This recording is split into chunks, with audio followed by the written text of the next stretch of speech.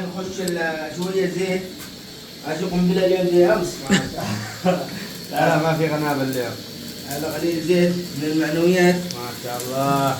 شوف كيف من ناحية الصالونة انا اضمن لك لا شي خبز ولا اي حاجة. هذا بالحب معك اللي يفرفح الرز. ولابد من الرز عشان يطلع مفرفر حاجة مليح، لابد انك تخلي الرز تخليه مع الزيت. ايوه شوية كذا. عرفت كيف؟ اليوم ما في دجاج ولا حاجة. اليوم معانا تونة عالمي. طيب في سمو معانا هنا وصفة سريعة. خير. ها؟ خش الله وكريم ما. بس انا خطر انت لانه بعدين كفايه راح ادخل الحمامات تبغى لي كم دون يا اخي خلونا نهدوا الان. مش وقتين. يا اخي مليح مش وقتين لا. يلعبين عليه. كيف يا دكتور شوفات هذا رز بسمتي طبعا عذبنا بالغسله. عذبنا بالغسله. من حلاوه الرز لابد الرز شويه يغسل. عرفت كيف؟ عشان يطلع لك حاجه ثالثه. يعني هذا ملك يعني حاجه ما شاء الله. سمبتيك. ايوه. من اليوم انا انسحبت انه الغداء يطلع عالمي. امس اخروا لنا الدجاج جابوها مع الساعه 3 العصر. عرفتوا كيف؟ يا امجد يا ماجد الحقنا المي. انا بس جيب لا ما جيب. اسعاف مي اسعاف.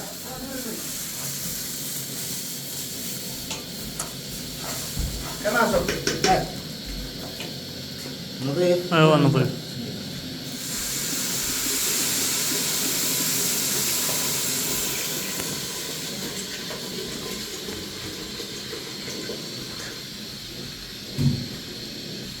كيف؟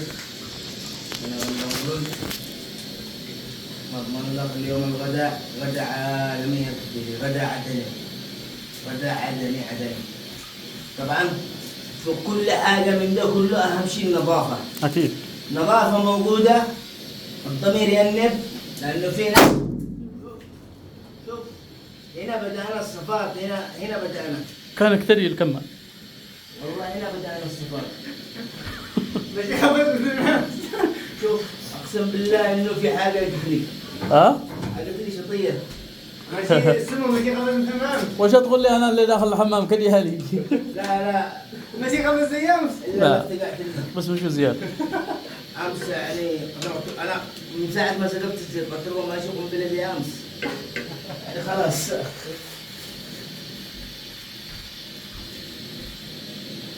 شوف هنا تخلي الرز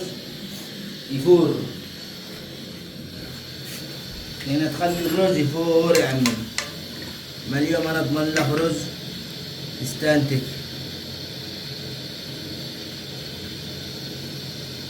حق الحوايج يا رب ونحو الرز. هنصلح الصلصه؟ ها؟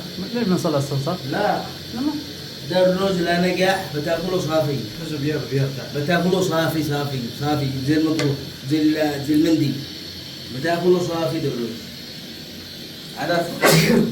من زمايلنا ياكل رز انت في بس قليل بهارات. رز ابيض هذا رز سموم بخاري زي كذا. ايوه اللي يقولون مندي مشاوي. حتى على ذا الرز بشيل نص حبة دجاج شواية فوقه نص